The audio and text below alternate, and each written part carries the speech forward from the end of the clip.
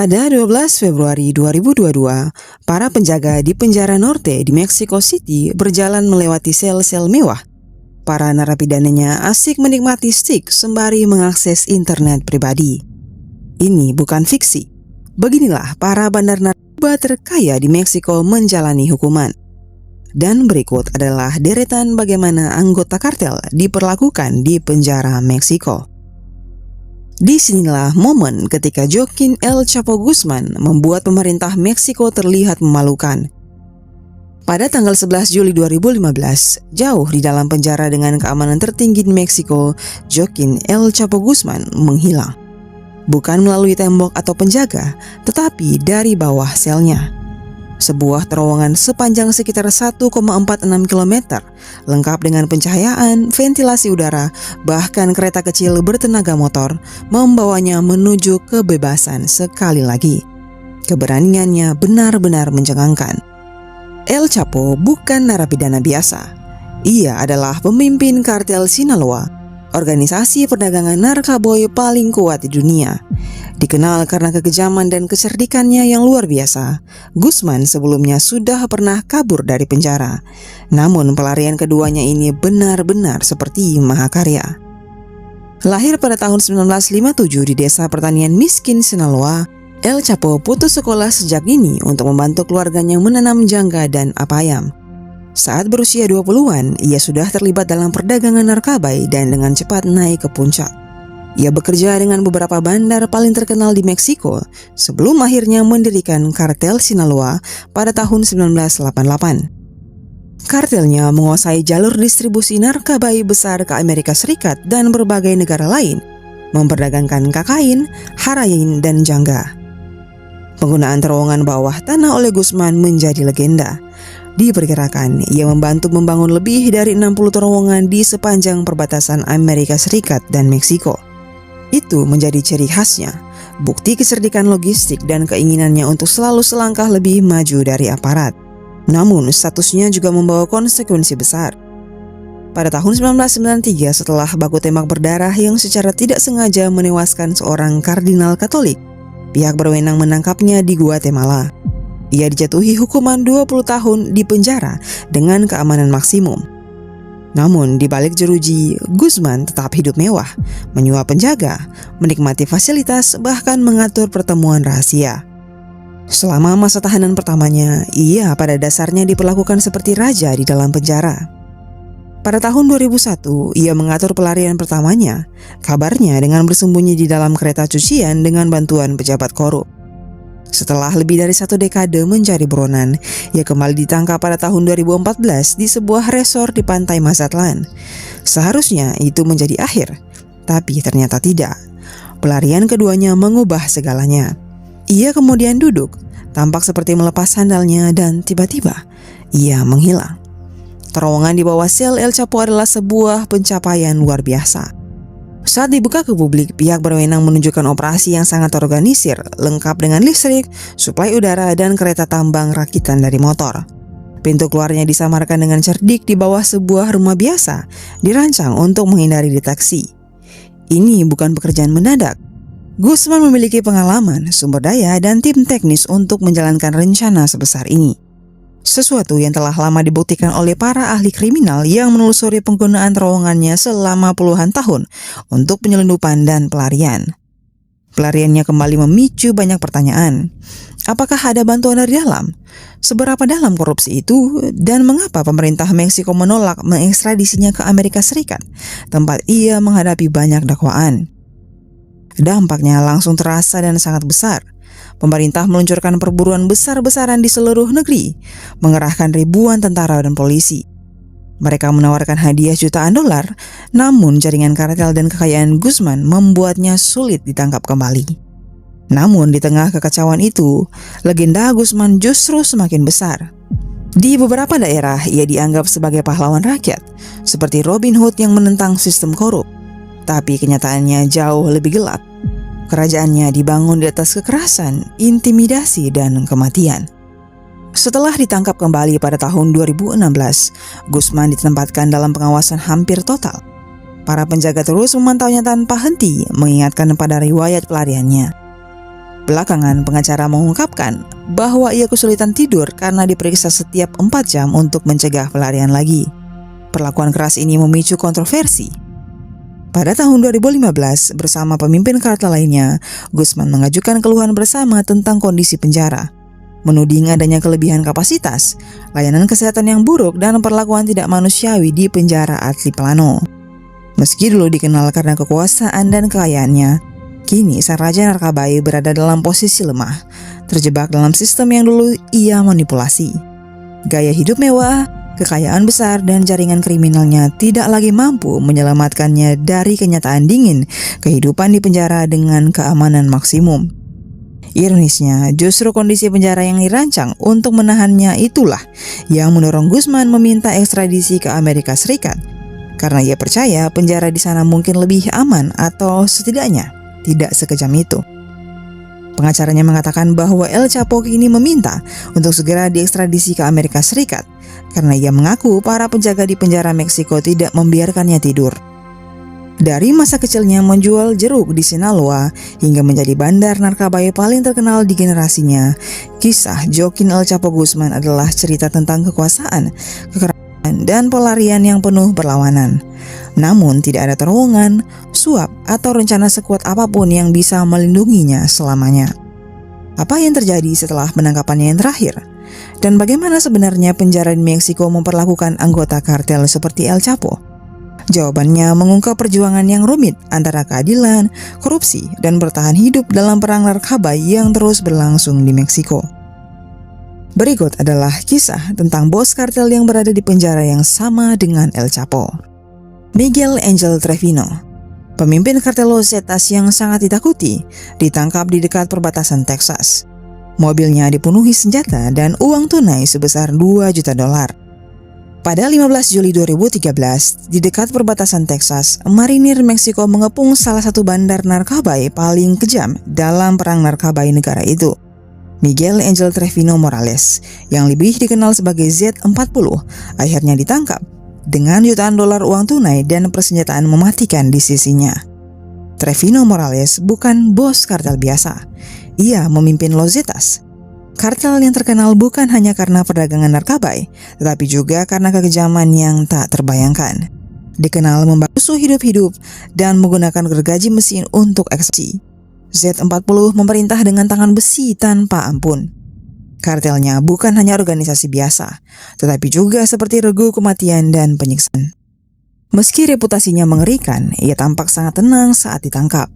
Sikap dinginnya kontras dengan teror yang telah ia sebarkan di seluruh Meksiko. Lahir di Nuevo Laredo pada tahun 1973, Miguel memulai dari kehidupan sederhana, bekerja serabutan dan menjalankan tugas kecil untuk gangster lokal. Kemampuannya berbahasa Inggris dan keahliannya dalam menyelundupkan barang melintasi perbatasan membuatnya cepat naik dalam hierarki. Berbeda dengan banyak pemimpin awal Los Zetas yang berasal dari militer, Trevino Morales tumbuh dari geng jalanan. Koneksi awalnya memberinya kecerdikan jalanan dan reputasi yang kejam. Pada pertengahan 2000-an, ia telah menguasai jalur penyelundupan yang menguntungkan di Nuevo Laredo dan diangkat sebagai bos wilayah. Kenaikannya ditandai oleh kekerasan dan intimidasi ekstrim. Ia terlibat dalam berbagai pembantaian besar, termasuk tragedi tahun 2010 terhadap 72 migran di San Fernando, serta pembantaian tahun 2011 yang menewaskan hampir 200 orang. Metode penyiksaannya yang dikenal sebagai El Guiso atau rebusan, melibatkan pembakaran korban hidup-hidup di dalam drum minyak. Masa kekuasaan Trevino Morales mencapai puncak saat perang dengan kartel Teluk setelah Los Zetas memisahkan diri pada tahun 2010, memicu pertumbuhan darah di berbagai negara bagian. Ia memerintahkan pembantaian puluhan anggota kartel saingan sebagai balasan, memicu perang wilayah yang menewaskan ribuan orang. Namun, titik balik terjadi saat penangkapannya. Selama bertahun-tahun, Meksiko memburunya dengan imbalan jutaan dolar. Beberapa bulan sebelum ditangkap, intelijen mengungkap bahwa ia mengunjungi bayi yang baru lahir di dekat perbatasan. Marinir bergerak cepat dan menghentikan kendaraannya saat fajar tanpa melepaskan satu tembakan pun. Bersama Trevino Morales, pihak berwenang menyita $2 juta uang tunai, berbagai senjata api, dan ratusan amunisi. Bukti bahwa kartelnya tetap siap untuk perang. Setelah ditahan, ia dibawa ke Badan Investigasi Kejahatan Terorganisir Federal di Mexico City, lalu dipindahkan ke Pusat Readaptasi Sosial Federal Keamanan Maksimum nomor 1, Penjara Altiplano yang terkenal.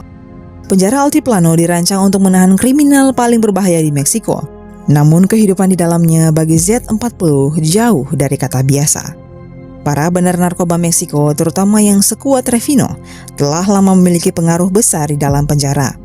Meski secara resmi dikatakan bahwa fasilitas ini sangat ketat, laporan dan surat dari narapidana menunjukkan kenyataan yang berbeda. Pada tahun 2015, sebuah surat yang ditandatangani oleh El Chapo Guzman dan tokoh kartel lainnya, termasuk Z40 sendiri, mengecam kondisi tidak manusiawi di Altiplano. Mereka menggambarkan penjara yang penuh sesak, penguncian hampir terus-menerus, akses telepon terbatas, layanan kesehatan buruk, serta perlakuan merendahkan terhadap pengunjung. Namun lebih dari sekedar keluhan, surat itu juga mengisyaratkan adanya korupsi yang mengakar di dalam, di mana beberapa pemimpin kartel masih mampu mengendalikan operasi mereka, bahkan dari balik jeruji besi. Masa penahanan Trevino Morales ditandai oleh upaya pemerintah untuk mencegahnya mempertahankan dominasi seperti sebelumnya.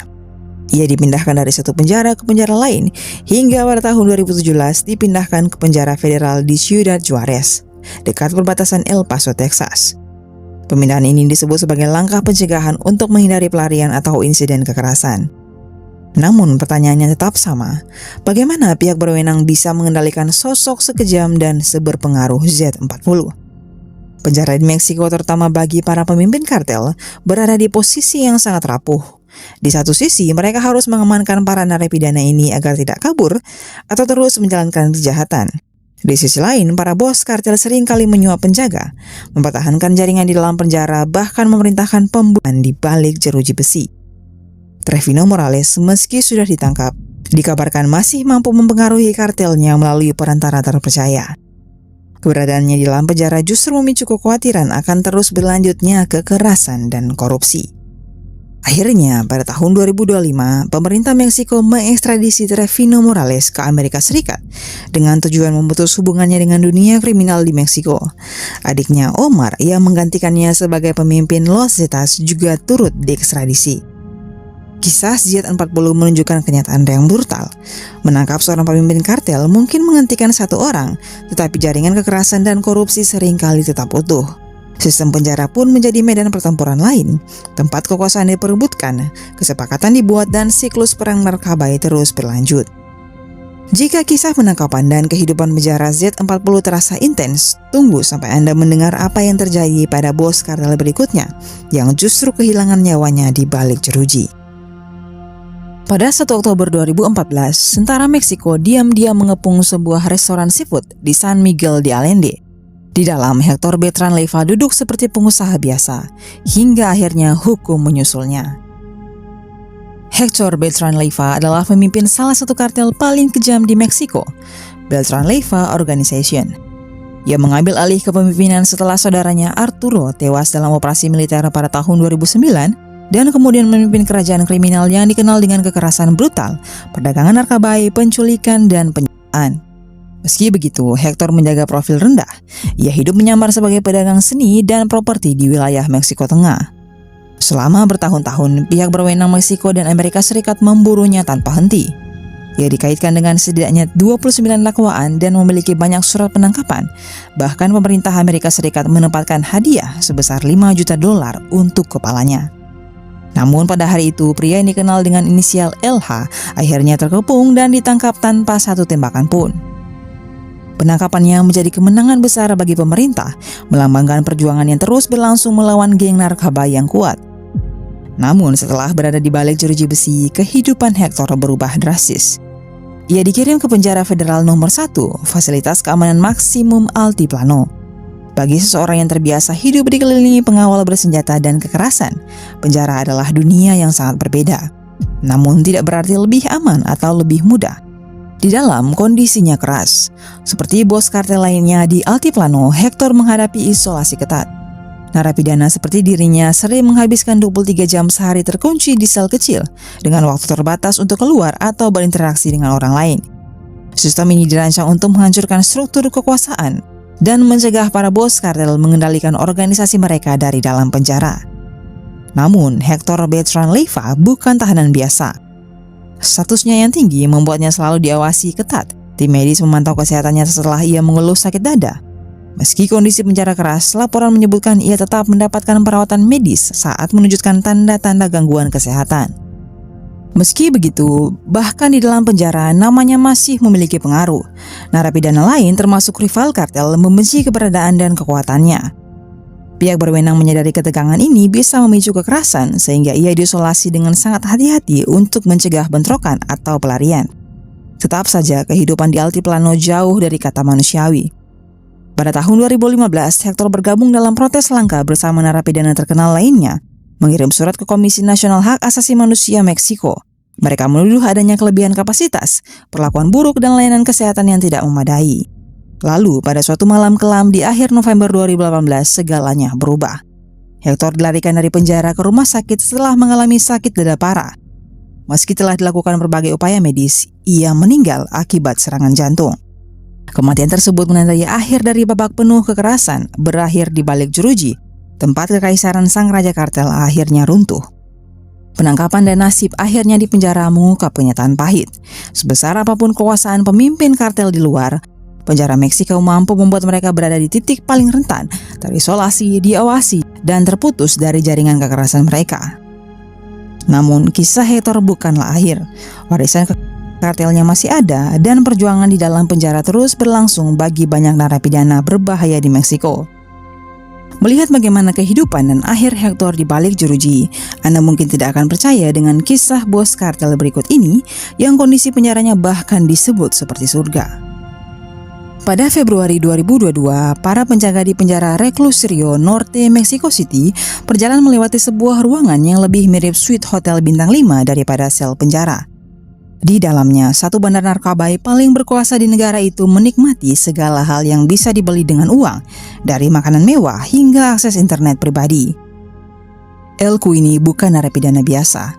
Ia adalah kepala Las Cuinas, sayap keuangan dari kartel Jalisco New Generation yang terkenal. Pemerintah Amerika Serikat bahkan pernah menyebut Las Cuinas sebagai salah satu kartel narkoba terkaya di dunia. Namun, alih-alih menghadapi kondisi penjara yang keras, El Cuini justru mengubah selnya menjadi suite mewah yang menyaingi hotel terbaik Meksiko. Akomodasinya di Norte bukan hanya nyaman, tetapi sangat mewah. Dengan harga awal sekitar 15.000 peso, sekitar $790, narapidana bisa mengakses sayap VIP penjara. Namun El Cuini melangkah lebih jauh. Ia membeli semua fasilitas tambahan, televisi layar datar, akses tanpa internet terbatas, hingga kunjungan pribadi secara rutin. Bahkan muncul laporan bahwa ia memiliki koki pribadi dan pelayanan yang melayaninya setiap hari. Yang paling mengejutkan, ia juga bisa menyewa orang, bekerjakan narapidana lain sebagai asisten pribadi. Praktik ini memang ilegal tetapi umum terjadi di sayap VIP. Para asisten ini memenuhi semua kebutuhannya, memastikan hidupnya senyaman mungkin. Perbedaan antara kehidupan El Cuini dan narapidana biasa sangat mencolok. Saat ia menikmati makanan mewah dan ruangan pribadi, sebagian besar tahanan di Reclusorio Norte harus menghadapi kelebihan kapasitas dan minimnya fasilitas dasar. Para bos penjara seperti El Cuini hidup di dunia yang benar-benar terpisah dari populasi umum. Keamanan pun bukan masalah baginya. Saat narapidana lain hidup dalam ketakutan, kekayaan El Cuini memberinya perlindungan penuh. Para penjaga tidak hanya membiarkan kemewahannya, tetapi seringkali justru memfasilitasinya. Kekuasaannya dalam penjara hampir mutlak, memungkinkan ia tetap menjalankan kerajaan kriminalnya dengan mudah. Bagaimana ia bisa mempertahankan gaya hidup ini? Kuncinya ada pada celah dalam sistem hukum Meksiko. El Cuini dan kriminal kuat lainnya memanfaatkan aturan yang memungkinkan narapidana menjalani hukuman di penjara negara bagian dengan keamanan menengah yang seringkali penuh korupsi dan mudah dibeli. Setiap kali pihak berwenang mencoba memindahkannya ke fasilitas yang lebih ketat, pengacaranya segera mengajukan perlindungan hukum. Bahkan upaya memindahkannya ke penjara Altiplano hanya berlangsung 3 hari sebelum ia kembali ke suite mewahnya di Reclusorio Norte. Kasusnya bukan satu-satunya. Kriminal lain juga menggunakan taktik serupa untuk mendapatkan penjara nyaman. Rekaman yang kemudian dirilis oleh jurnalis mengungkapkan tingkat kemewahan yang sebenarnya. Dalam satu percakapan, seorang rekannya mencoba meyakinkan seorang wanita untuk mengunjunginya, membanggakan banyaknya wanita yang datang ke selnya serta surga yang bisa ia nikmati di sana. Rekaman ini memperlihatkan kegagalan total sistem penjara Meksiko dalam menahan kriminal paling berbahaya. Kisah Elko ini menjadi simbol dari semua yang salah dalam sistem hukum negara tersebut. Meski reformasi telah menutup celah di penjara federal, penjara negara bagian masih terbuka lebar terhadap korupsi. Para narapidana kaya seperti Elko ini dengan mudah membeli kenyamanan, keamanan, dan kekuasaannya. Situasi di Reclusorio Rianurto akhirnya memaksa pemerintah bertindak. Langkah-langkah keamanan baru diterapkan dan beberapa narapidana terkenal dipindahkan ke fasilitas yang lebih ketat.